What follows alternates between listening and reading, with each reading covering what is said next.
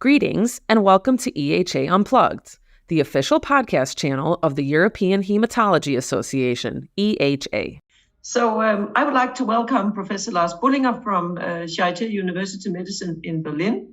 And he's going to talk to us about how we can actually look at the progression from MDS to AML with respect to genetics. So please, Lars. Yeah, hi Kirsten, thanks a lot for the invitation to be with you today.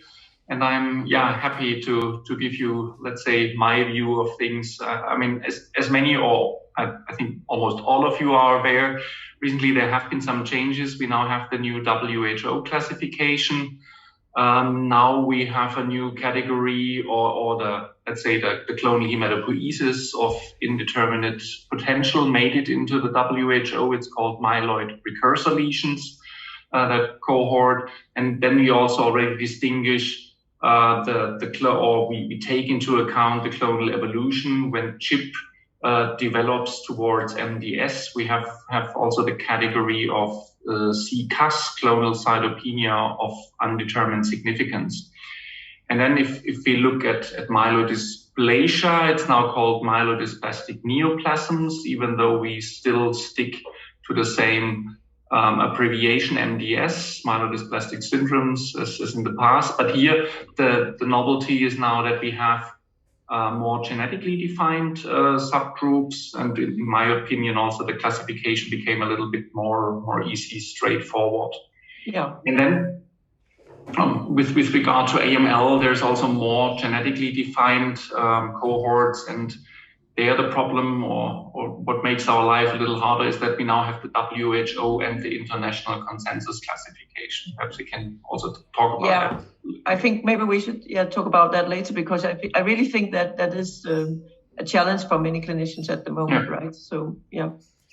But also the new category, the myeloid precursor lesions. I mean, how do you place that in your own institution?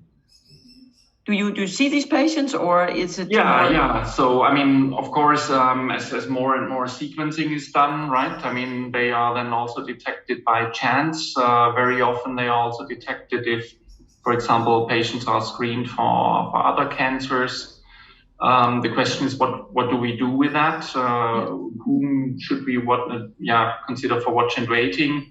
And then, of course, also it will become more and more an issue if you think of autologous or allogeneic transplantation. Sure. What to do with those lesions there as well? Huh? Yeah, exactly. Yeah. There's a lot of new things to learn there still, I think. Yeah.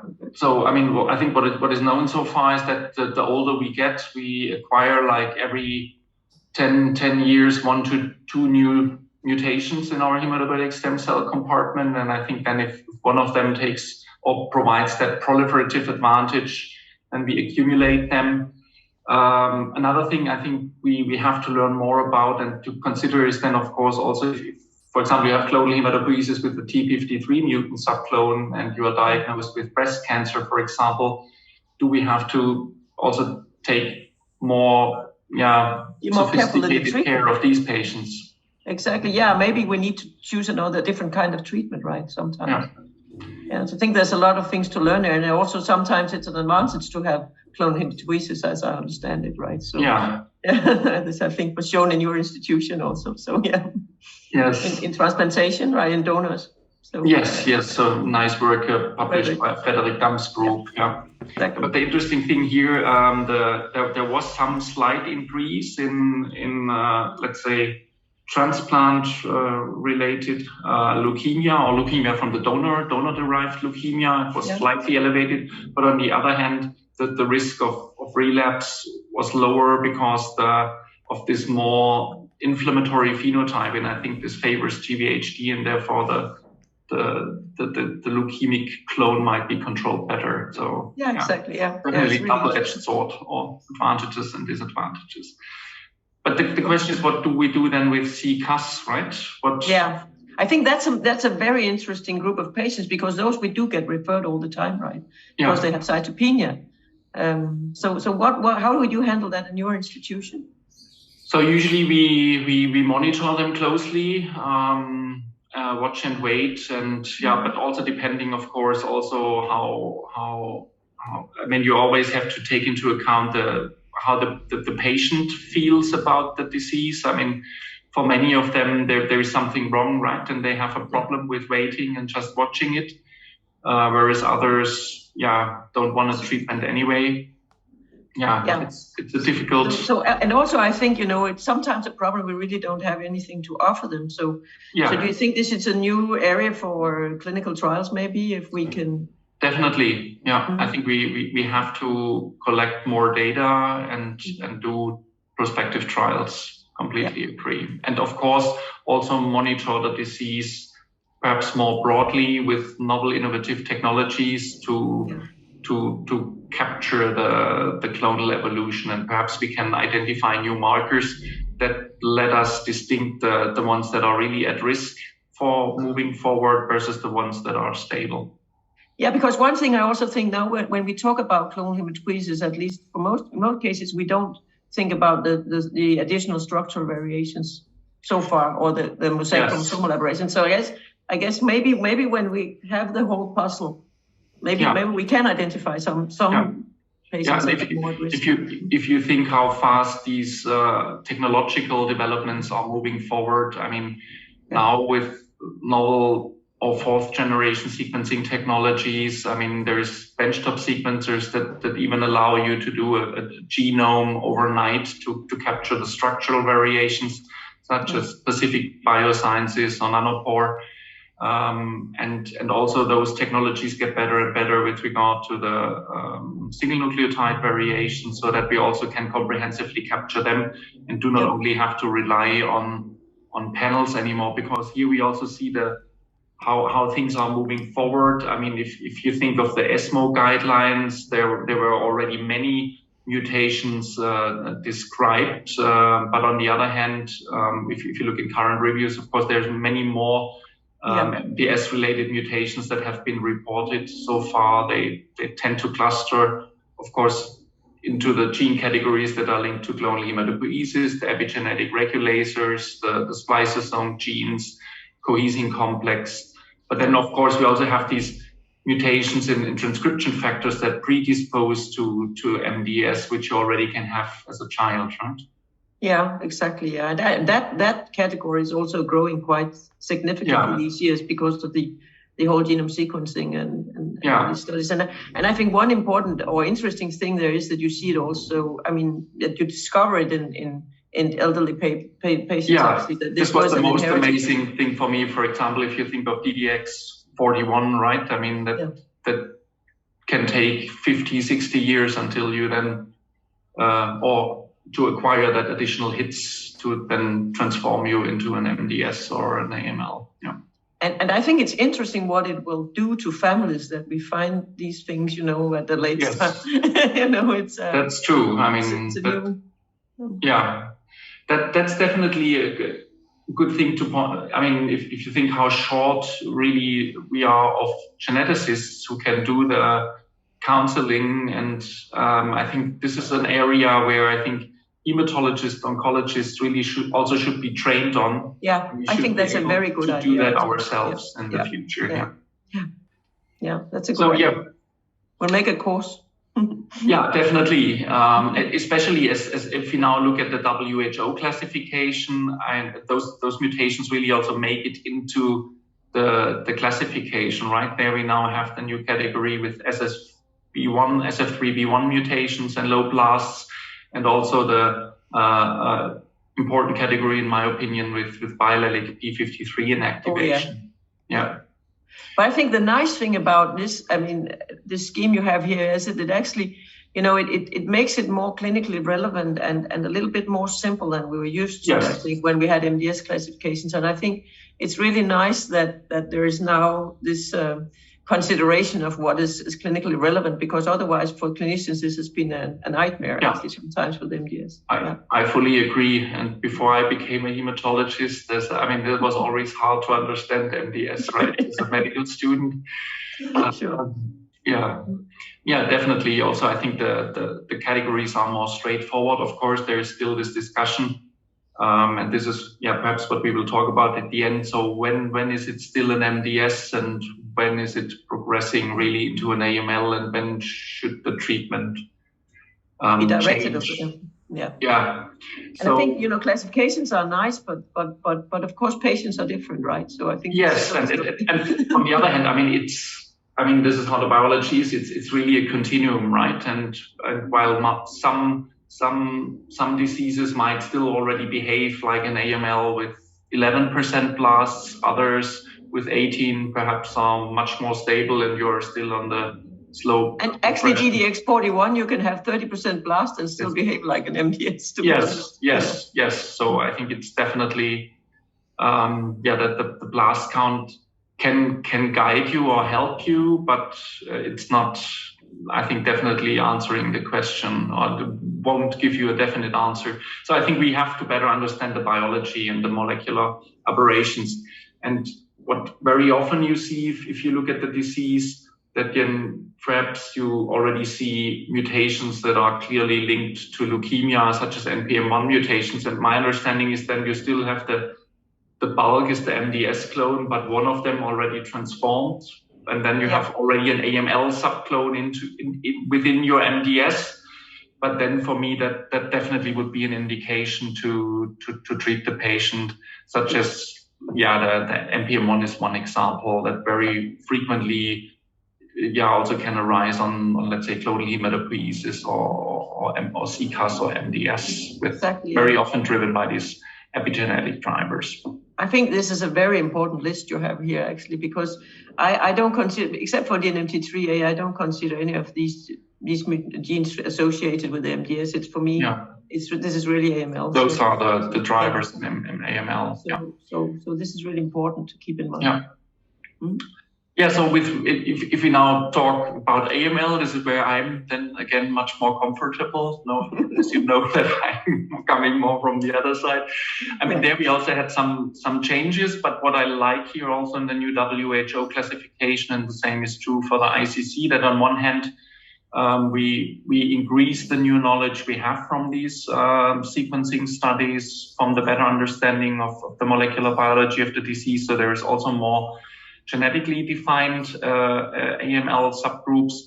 And the most important thing for me here is this new cohort of myelodysplasia-related AML, where they now, we had that before, it was called MRC, myelodysplasia-related cytogenetic abnormalities. But the novel thing here is that now also the molecular genetic mutations make it into the classification. That also makes that cohort much more objective to be determined. And actually, that cohort, don't you think that they all come from MDS, or?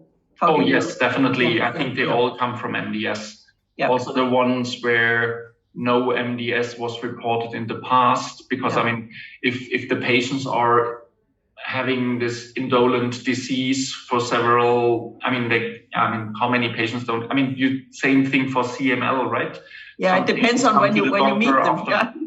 After 4 or 5 years, where you would think, okay, didn't they realize? That gives me another question, because then do you think we'll be able in the future actually to prevent maybe more? Because now we know with these sequencing techniques that we actually can introduce preventive medicine, prevent AML. That's also a very good question. I think there, if we move forward, or if you think of the new opportunities which we also have, let's say, if you perhaps could design strategies, ways to eliminate that clone who has the proliferative advantage, and only that clone, right? If you think of, for example, genetically engineered TCRs that are targeting only, for example, mutant DNMT3A, but not the wild type, and I think, and maybe target the MPN clone, and then maybe it doesn't matter so much if you have a background of a TIP2 mutation. But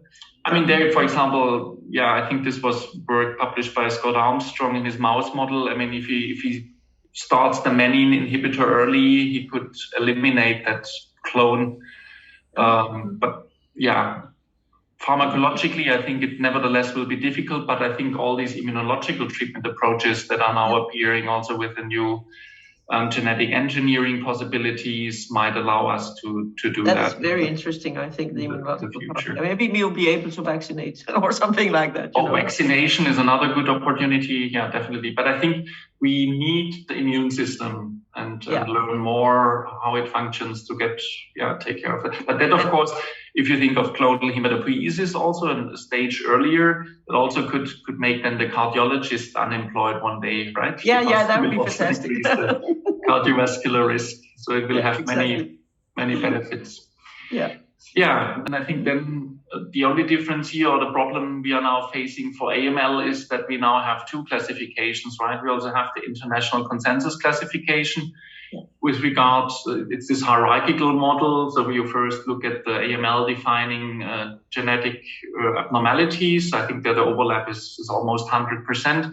Then you have the P53 mutant ones, and then the ones who have the molecular genetic and cytogenetic aberrations that are linked to MDS. But here now you have always this additional subcategory MDS, AML with myeloid dysplasia-related gene mutations if they have 10 to 19%. So that gives you the freedom to treat them either as MDS or AML. Yeah, it's making our life a little harder, or more, not harder, perhaps more complicated. You can see it both ways. You have more opportunities, but once in a while, it's difficult to decide. But I think from my perspective, that there could be an issue with MDS patients being older and having more comorbidity and so on. They might fit into that box.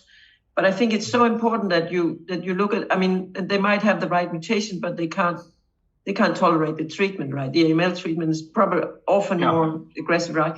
And I think that's where I think the big issue is. And I think maybe, do you think in the future we could make a new classification where we actually, like artificial intelligence, I don't know, where we actually also include the patient's, physical state? Yeah, I think for the younger ones, I mean, in the past, many study groups already treated these MDS RIPE2 patients aggressively, right? Yeah. I mean, but there, I think also we need more retrospective studies to look at the outcome of those patients. On the other hand, as you completely right, for the older ones, I mean, you still can have patients with higher blast numbers where the disease still behaves not aggressively, right? I think the understanding of what additional drivers are there. I think also the gene-gene interactions might tell you a little more who will be rather AML-like or MDS-like. And I think there we still... Even though they are AML-like, I mean, it's sometimes quite limited, right? That's true. But of course there, I mean, we now have with venetoclax a good combination partner for hypomethylating agents, and that of course also might be relevant in MDS. And then if you also think of them more molecular targeted therapies like targeting IDH, and there perhaps is all, I hope there's more to come. Yeah.